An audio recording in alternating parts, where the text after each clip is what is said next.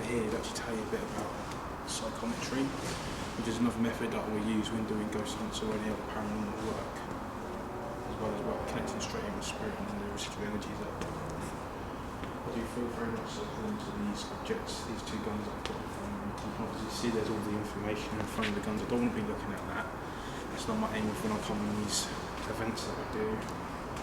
It's to come in with an open mind and work with the spirit that I work with to get the information of the objects that I can pick up on.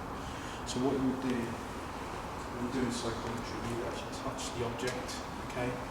So you make that connection. Mediums will do it in different ways. I have done events before where I've gone through psychometry with other people and taught them my method and got them to make their connection and pick up information themselves, okay? My way of doing that is you place your hand on it and you'd go through an exercise where you open your connection up with spirit and then make your hand sink into the object and become part of the object. And you'd ask your spirits, your guides, your helpers, and you'd ask for the information to be given to you in relation to this object you're touching, okay?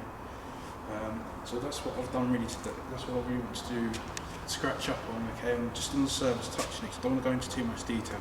But Lindsay, if you just show everyone where we are and what we've got in this room, where we are.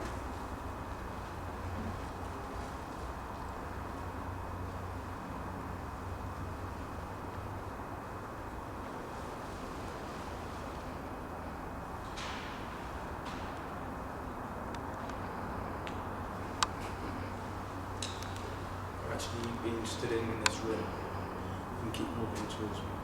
Just come a little bit closer, okay? I do feel a lot of the guns within this room, lots of them, it's all mixed parts being mixed up together. I don't feel all of them would actually see action at some point, but they'll be used in some form of way.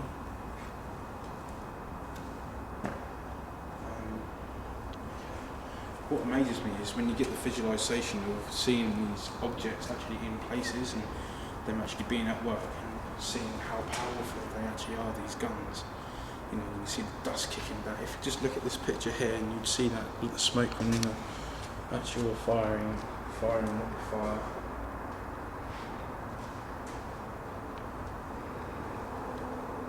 I don't feel there are spirits that are grounded here, but there would be spirits in connection to these objects that we've got here. And as I said, I feel that a lot of the objects are all mixed parts up together, being mixed up, okay? It's like a lot of it would have been found as junk, and people would have collected these objects, and then people would have bought them.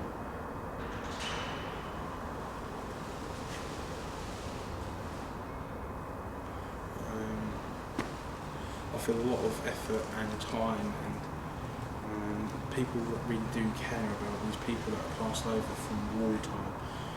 They're very dedicated to what they do, and they put so much effort to put these objects into their places where they are now.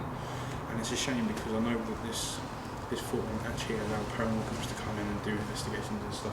But I feel that when people do come here, as I have today, people will pick up on information that can be given off to others, and they can probably get historians to look into the information that they are giving off.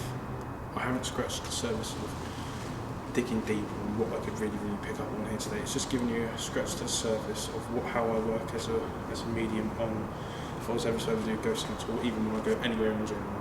You will start to see more videos like this being given and put up onto my website. So what I want to do now is just quickly go to one more area and then I'm going to call it a day for today.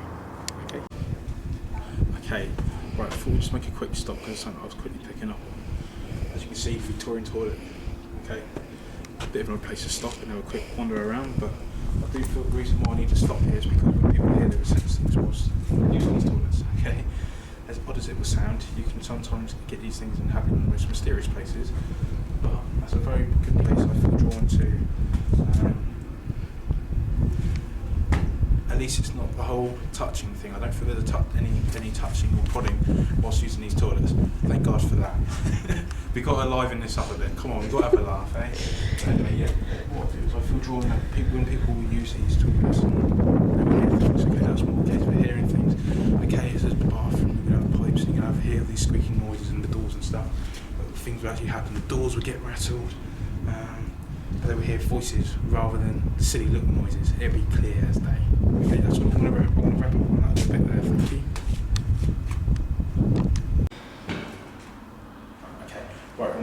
inside and you come to the area where they've actually put, let's say, a lick of paint on, okay? So they've tried to modify it all up and get it looking nice and tidy in this building. No one actually thought itself. It's a very nice place. I feel very, very, very, very drawn to go upstairs, but we're not allowed upstairs. As you can see, it says staff only, which is a shame because there are things going on upstairs. And what we're going to do, we're going to walk through 2 rooms along in here, okay?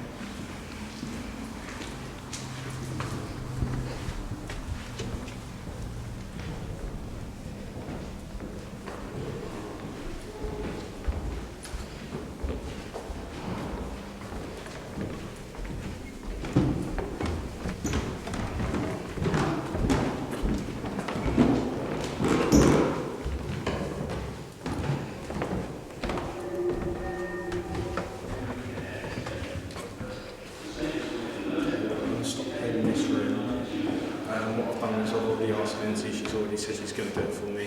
What I want her to do is ask me some questions, which is another formal way we, let's say, a tool for people to do when we are doing these investigations. So what I'd ask the person would do is ask me the questions and I'd answer them as best as I possibly can. So Lindsay, if you want to start firing away and ask me some questions. What presence are you picking up now? Okay, I do feel there are energies around this room. Occasionally see we've got all these different objects. I don't feel drawn to a specific object. I feel an energy presence being around this area. Okay.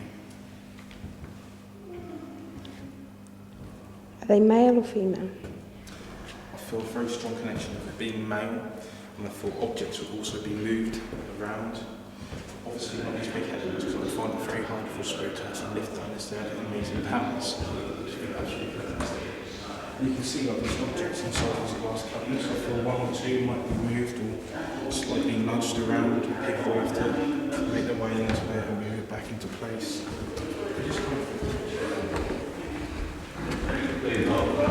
So you can tell I got T1 and talk about history in relation to the place. Well, where are you aiming? Well, I think we're running a bit further to the right because it's not going to it's not going to Let's see. Okay, in this room you'll get a lot of blocking throughout the night.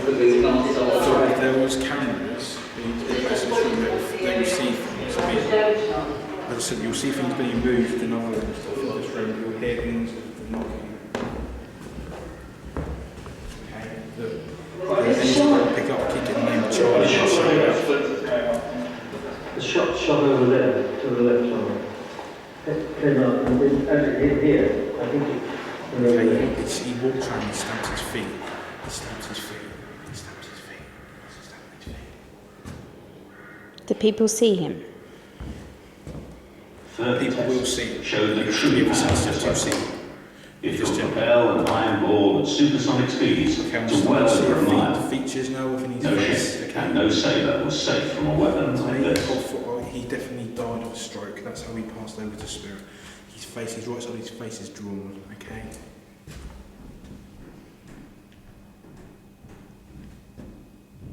That's someone walking around upstairs, it's not spirits, okay? This replica of a wrought iron free-floating cannon or four-piece on King Henry VIII's warship the Mary Rose waits to be test fired for the first time.